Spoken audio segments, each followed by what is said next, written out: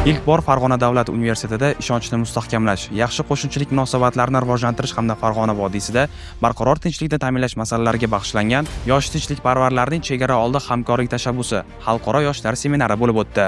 Mazkur tadbir O'zbekiston, Qirg'iziston va Tojikistondan kelgan yosh yetakchilar, davlat organlari, xalqaro tashkilotlar hamda fuqarolik jamiyati institutlari vakillarini bir maydonda jamladi. Seminar dasturi ishtirokchilarining tanishuvi, kutilmalar almashinuvi va dastlabki ishchi aloqalarni o'rnatish bilan boshlandi. Mana bugun yurtimizda juda ham katta tadbir, nafaqat mamlakatimizda, mana bugun Farg'ona viloyatida juda katta yoshlar forumi o'tkazilyapti. Bu xalqimizga nima beradi? Albatta bugun yoshlarimiz bizdan ko'ra ko'p keng fikrlaydigan, to'g'ri pozitsiyani egallaydigan, dunyoqarashi hali tozaligicha saqlanib qolayotgan bir tafakkur ahli desak bo'ladi yoshlarimizda.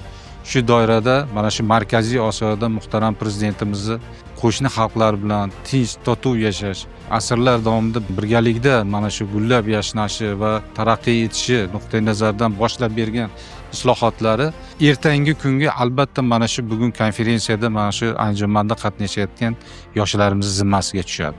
Mana shunday forumlar, mana shunday anjumanlar davom etishi kerak. Yoshlarimiz mana shunday tinchlik, do'stlik muhitida voyaga yetish kerak. Asosiy maqsad shu.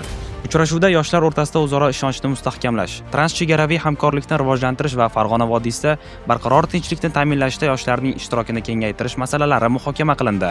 10 yil ichida taxminan 2035-yilga borib Markaziy Osiyo yoshlari dunyodagi 30 ta eng ko'p aholi mamlakatga aylanadi. Bu deganimiz ko'pgina juda ham strategik kuchlar.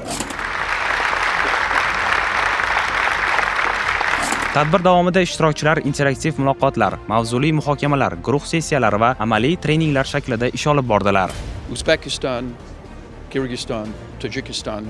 This is just the first step. Bugun O'zbekiston, Qirg'iziston va Tojikiston yoshlari ishtirokidagi muhim muloqot maydoni. Yosh tinchlikparvarlar tashabbusiga start berildi. Mazkur tashabbus Farg'ona tinchlik jarayonining mantiqiy davomi hisoblanadi.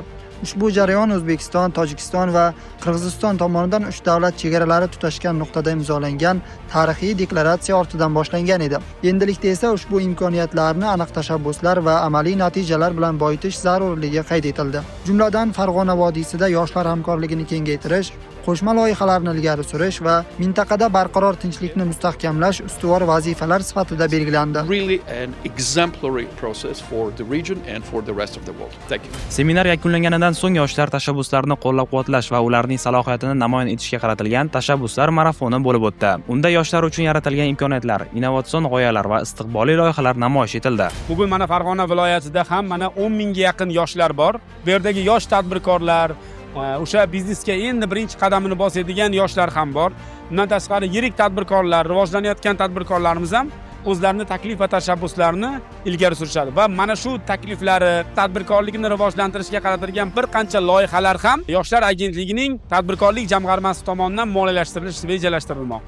Sun'iy intellekt, ibrat farzandlari, xorijiy tillar pavilyoni, qizlar akademiyasi, umuman yoshlarni bugungi kunda aktual bo'lgan eng katta qiziqishlarni qaratilgan yirik loyihalar bugun mana Farg'onaga yetib kelgan. Mana yashil tashabbuslar, volontyorlar, hamma pavilyonlarimizda yoshlarimiz bugun o'zlarini xohish istaklarini, takliflarini bilib master-klasslarda ishtirok etishmoqda. Shuningdek, Farg'ona shahridagi Islom Karimov nomidagi viloyat teatr va konsert saroyi ochiq maydonda yoshlar kuni munosabati bilan tantanali bayram tadbiri bo'lib o'tdi. Tadbirni ochib bergan viloyat hokimi Xayrulla Bozorov barcha yoshlarni bayram bilan samimiy tabriklab, mamlakatimizda prezidentimiz rahbarligida amalga oshirilayotgan yoshlarga oid davlat siyosati yuksak natijalar berayotganini ta'kidladi. Tantanada faol va iqtidorli yoshlarning erishgan yutuqlari ham alohida e'tirof etildi. Farg'ona davlat universitetida forumning konsepsiyalaridan amaliyotga mavzusidagi ikkinchi ish kuni ko'tarinki ruh va yuqori kayfiyatda bo'lib o'tdi. Ферганский форум – это очень важный шаг. Avvalo Farg'ona vodiysida davlatlar o'rtasida o'zaro ishonch va do'stlikni mustahkamlash borasida bir qator siyosiy qarorlar qabul qilindi. Bugungi murakkab siyosiy sharoitda mintaqada tinchlik va hamkorlikni saqlash tobora dolzarb ahamiyat kasb etmoqda. Shu nuqtai nazardan Farg'ona forumi barqaror tinchlikka erishish yo'lida amaliy mexanizmlarni shakllantirish va ularni hayotga tatbiq etish uchun muhim maydon vazifasini o'tamoqda. В долине, так и в регионе.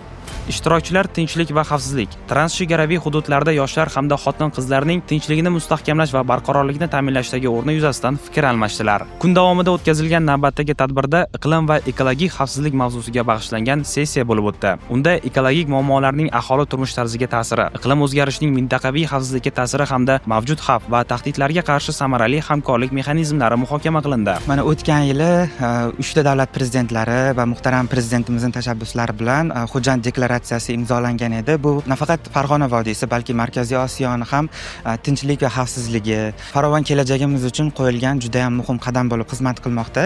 Mana bugun aynan ushbu deklaratsiyani o'sha 2025-yilda Xo'jand shahrida bo'lib o'tgan prezidentlarimizning uchrashuvini davomi sifatida yoshlarning o'rnini muhokama qilish uchun mana juda ham bir yaxshi imkoniyat, platforma yaratildi.